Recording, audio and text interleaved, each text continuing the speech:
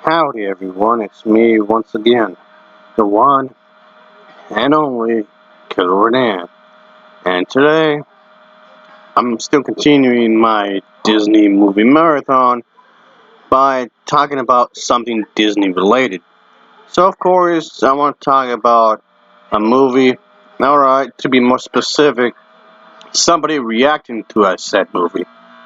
Alright, to be more exact, Star Wars Episode 1, The Phantom Menace, which I already reviewed in the past, and honestly, it's easily one of the worst films I've ever seen. And trust me, folks, I'm someone that definitely watched a lot of shit, and that's easily one of the worst I've seen.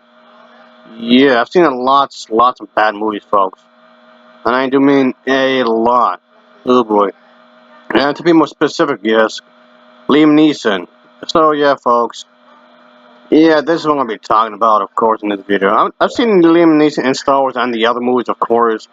I'm probably one of the few people who actually enjoyed all three Tekken movies, even though, the last two got mixed reviews. I did like him in Batman Begins. That's actually one of the few superhero films I actually did enjoy, even though I'm not a Batman fan at all. But anyway, he actually tried to defend Star Wars Episode 1, The Phantom Menace, and act as if it was a good movie? What? That's a bunch of bullshit! That's just his opinion, I guess, but that doesn't mean he's right. But yeah, he was trying to say it was nowhere near as bad as some of the fans were making out to be. I don't even consider myself a fan, and I still think what he's saying is dumb. So no, I'm going to disagree with him on that. But yeah, folks, this was definitely a film that was not really well received at all. I mean, yes, it was definitely one of the most hyped up films from the franchise, yes. But he went to state that he was very proud of the film and he got to be a Jedi character and play with the lightsabers and stuff. But, okay, so I had a good time making the movie, is what I've got from that statement. But that doesn't mean it was a good movie. That doesn't mean that enthusiasm translates well into the film. It still sucked. He actually went on to say that he enjoyed the movie. Pretty much he's just saying this just to kiss George Lucas's ass. Hey, come on, stop sucking him off. He actually tried to defend Jar Jar Binks as well. Oh boy, I mean seriously, are you sure this was not a parody or something?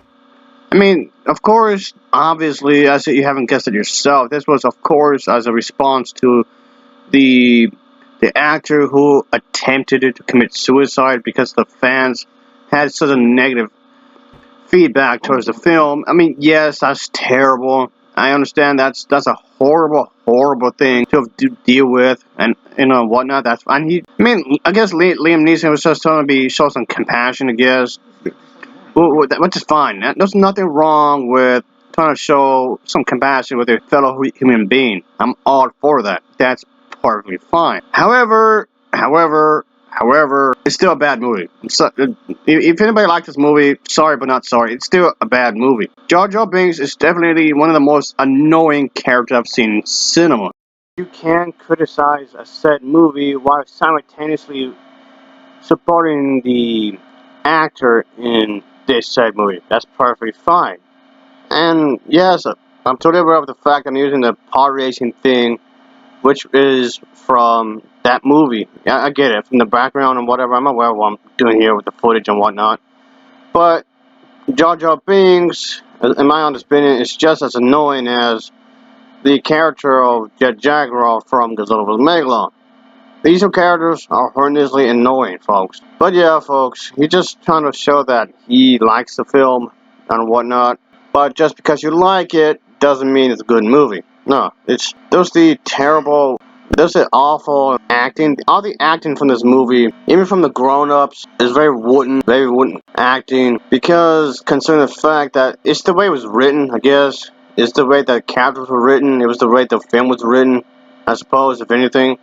So in a lot of ways, I'll point the finger at George Lucas because he wanted to have complete control over this movie. I know he said that he wanted to have complete control over the film because apparently he wanted to expand a story and for the Star Wars universe and whatnot, but I have to say bullshit on that, because if anything, he was actually jealous of the fact that James Cameron Titanic or any other James Cameron film like let's see what else. Oh yeah, the Terminator 2, the Force Terminator movie, or even even his other movies like that had make a lot of money. So if anything, he got jealous of somebody else for making a lot more money than he did, and inventing technology and whatnot with his own films. And that's the thing. James Cameron had been also credited for advancing special effects, film techniques, camera angles and whatnot. Yeah, if anything, I do believe that he wanted to continue the Star Wars stuff in some respect anyway, out of spite, because he got all jealous of another director and whatnot. Of course, there's nothing inherently wrong with wanting to get to number one. So, healthy competition is partly fine in my book. This is a capitalist system, after all. However, he just comes off and he just got jealous over the films like, what Avatar had done, because James Cameron, like I was saying a moment ago, we're trying to advance the special effects, advanced sound editing and whatnot, and what you can do with film, different advances in various other departments and whatnot, using special kind of equipment to make the film possible. And James Cameron admitted that he would have had Avatar done a lot sooner than later, because he just felt that the technology wasn't exactly there just yet until like much later than originally planned. So I'm guessing here that George Lucas himself must have known something about this, and he just got jealous, which is absurd. So you want to make another Star Wars movie just because of stuff like this? Come on now, can't you at least try to make a halfway decent Star Wars movie? At least, come on. One of many, many, many, many, many, many, many, many, many, many, many problems I have with Episode 1 is that it's the fact it exists, for one, yes, but I did not like Liam Neeson's character. I did not like Qui-Gon Jinn at all. He wasn't really much of a character. He did really stupid things in the entire film as nothing as more than plot device. He was nothing but a walking plot device. If anything, when I think about it. Whole bit where, yeah, him and his friends, okay, I should say Jar Jar Binks and, of course, young Padme discovers young Anakin Skywalker when he was a little kid. The whole bit he was a slave or whatever. He was trying the main character. I'm guessing that he's the main character. I'm still confused who's the main character in this film. Really, I'm going to say, just to keep things more simple, I'm going to say Qui-Gon Jinn, I guess. Qui-Gon Jinn was trying to make a deal with that one character about some sort of bet. The Republic credits couldn't be taken, I guess, which doesn't make any sense. You think they would have. And then there was a whole bit that Qui-Gon Jinn was trying to do like a Jedi trick for some dice, but for some reason it didn't work on the guy. Yeah, despite the fact in its own expanded universe, as in games, books, comics, so on and so forth, this whole Republic credit that supposedly can be used in that said planet had been used in various other places in various other time periods before and after, even during the whole time of the Empire. So what does that mean exactly? You can't use it for that planet for that moment. That doesn't make any sense. It's really absurd. No, I know. It was to get him to the whole bit where young Anakin Skywalker would see the Jedi consort or whatever, and there's like a great disturbance in the Force and something about some prophecy or whatever. Yeah, I get it. Trying to add the characters for the story just because there's something gonna be about them. It's gonna be like a big payoff or some shit. No, yeah, I get that. I get what you're trying to go here. Don't get me wrong, folks. I really do see what the people who made this film, I see what they were trying to do. Don't get me wrong. I fully realize that. It's just the execution of it that was really bad. Oh boy. I'm not going to talk about every single plot hole in this movie because that's going to take an entire other video in itself. Yeah, I've already did a review, like I said earlier, folks. I already did a review before And even then, I feel like I didn't discuss every single plot hole. I don't even have enough time within this video either to discuss every single plot hole as well.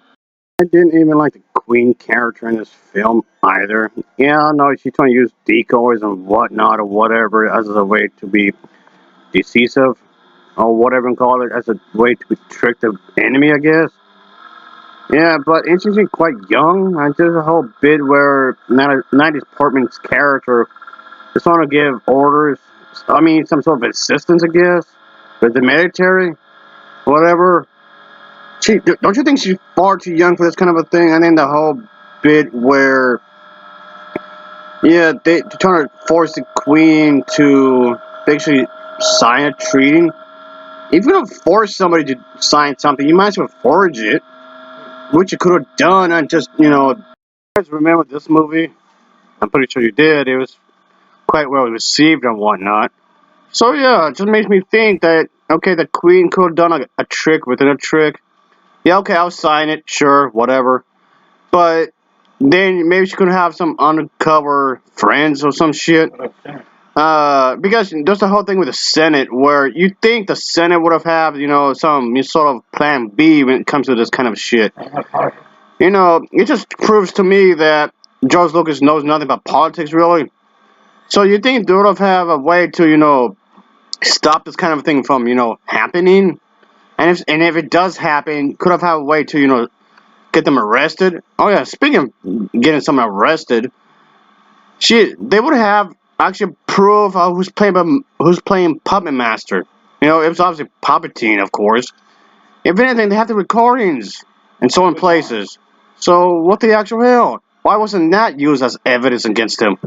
Also recordings of people dying as well. So that's even further proof. So okay, under duress or whatever you want to call that, and just sign it or whatever, and then take this to Senate somehow and just, you know, find a way to prove that you're innocent all along. You were just bullshitting them just to, you know, get them off your back or whatever. I mean, you're gonna have to do some investigation anyway when you think about it, and you got the proof, which would have made the whole investigation bit even much shorter than it would have been. So that making it the whole bit with the signing papers and whatnot, now and void. So yeah, I mean, I'm not the movie was trying to have the whole Tatooine bit happen, but the movie itself could have actually skipped the entire mess right there. I mean, okay, yeah, that would make the film a lot shorter when you think about it, because it had something to do with taxes and or whatever. At least I think it was about taxes. I think, but then trying to make the evasion legal. I realized they were trying to give Darth Maul a reason to exist in this film, but yeah, that's the thing. His fight with the Jedi didn't matter. None of it mattered, and it felt like it was nothing. There was whatever. And here's another thing I never understood: why just two Jedi? Why just two? Why two? I know Darth Maul is supposed to be a highly trained guy and whatnot. I get that. But in the next film, Attack of the Clones, it was like a shit ton of Jedis in one area. So, oh, okay. You know, why couldn't that be repeated here when they have to face him? He's just one dude after all, right? He can't be that skilled. Oh boy. I'm trying to avoid speaking about the plot holes I spoke about in my review, folks. So if there's some questions, I'm leaving out. I'm doing that on purpose because I don't want to repeat too much, if any at all, the plot holes I had with this film. Because in my review for this film, I did have quite a few questions about this. So I'm gonna do my best to, you know, avoid whatever plot hole I mentioned in that video in this one, folks. So whatever question, whatever, you know, plot hole I mentioned here, it was not spoken about in that review. Even that review was pretty lengthy in itself, and this video is pretty lengthy as well. And I still feel like I still have a lot to talk about this movie. Not in a positive way, but still. But it's just definitely one of the most disappointing films I've ever watched. Yeah, boy. Because they really hyped it up. When this film came out, it was extremely hyped up, folks. It really was. And I can get why. I understand why they were hyping this up, because it's been, what, man, a good long while since the last released. episode 3. It's been a good long while since they released the last Star Wars film, so they have to release something if they want to continue the franchise. It's whatnot. I mean, yes, I do know they have the books and all that, but not everybody's gonna be really want to do that. But okay. But yeah, folks, they had to do this movie because there's no real passion really at all. One of my major issues is the pacing. It's definitely one of the most boring movies I've ever watched. It's definitely one of the most boring. Yeah, right. If I have to say anything positive about this film, still bad, mind you, but it's not nearly as terrible as something like, I don't know, Santa Claus Conquers the Martians. Yeah, what a way to give away the ending. And also maybe like Manos, the Hands of Fate. Maybe something in the lines of All Monsters Attack, or even the one movie Gamma Super Monster. Now those are definitely horrendously awful movies. Still doesn't save the film though. Still doesn't save the film. Because honestly, if anything, it's just extremely boring. It's one way to put me to sleep, I'll say that. And I definitely dozed off a few times the first time I watched this. So I had to watch this over and over and over again, but each time I did, it put me to sleep. It really did. It's that boring. It comes off in this grand scheme of things, it didn't have that much going for it, really, like at all. But yeah, you can't blame me for giving this a shot, okay, folks? I had this on VHS tape way back in the day. Yeah, goes that far back. So yeah, folks, I don't know, just come out like many things went wrong with this movie during production. A lot of people felt that George Lucas himself just got soft. That rebellious side of him just kind of left and never came back, really. Maybe this could have been that one bad movie he made. At least in the Star Wars movies, anyway. But no, he just kept slipping up over and over again. Yeah, I don't know. Questionable choices was made during the production of this film. I mean, there's still a lot to be discussed about this movie as to why I don't like it, and is why I disagree with um with the one actor. It's still a terrible movie, folks. It's still bad. I still don't like it. If you want to enjoy the film, be my guest. I really don't care. But as for me, it's not good enough. Just no, no. And if I'm gonna add this film to my Disney collection, guess what, folks? I'm going to buy this movie used. Yeah, that's what I'm going to do, folks. Whether people want to accept it or not, that's what I'm going to do. Yeah. So yeah, folks. Even though I prefer buying stuff new, but I guess I'll make this an exception. And by the way, just in case anyone's wondering, yes, I do think the Star Wars sequel trilogy is a billion times better than this movie. Great. I'm probably just opening a whole can of worms of criticism just by saying that sentence right there. But guess what? I honestly don't care. I like those movies better. They are constructed better. The story, at least, stories themselves, at least attempt to make more sense. At least they try to have better characters. At least they attempt to have character development. But the Phantom Menace does not have any of such. At least the Star Wars sequel trilogy attempts to have some decent dialogue and some decent fight scenes, and the special effects is actually quite good, and it does not look like a big cartoon style type of special effects either. So that's something. I do appreciate that those three movies combine the traditional filmmaking along with some good CGI, which again the Phantom Menace did not do. So yeah, folks. Oh boy, just no. No, no, no. I don't like this movie, and I still won't. I don't care if the fans get. I don't care if anybody who defends this film gets mad at me. So be it. You can't convince me. The more you're trying to convince me otherwise, the more I'm going to dislike this movie. Just throwing that out there. So it's. I mean, I guess it is what it is. I guess. I mean, I know that Disney was attempting to fix up the plot holes. I guess. No, please notice the key word. Notice the attempt. Attempt. They attempted to do it. But still, folks, I just know. And there's of course, still quite a few other things I would like to bring up, but this video has already gone long enough. This is a pretty lengthy video, and it does give me an excuse to talk about something Star Wars related, I guess. Because when it comes to my Disney-a-thons, I know I don't always do it, but I do attempt to bring up Star Wars as often as I can, because for the obvious reason, Disney does own the rights for now, I guess, and I'm pretty sure they're going to keep it for quite some time. But anyway, so yeah, folks, I know a lot of fans out there attempted to have a petition to remove the sequel trilogy out of canon or whatever, and a fat chance with that.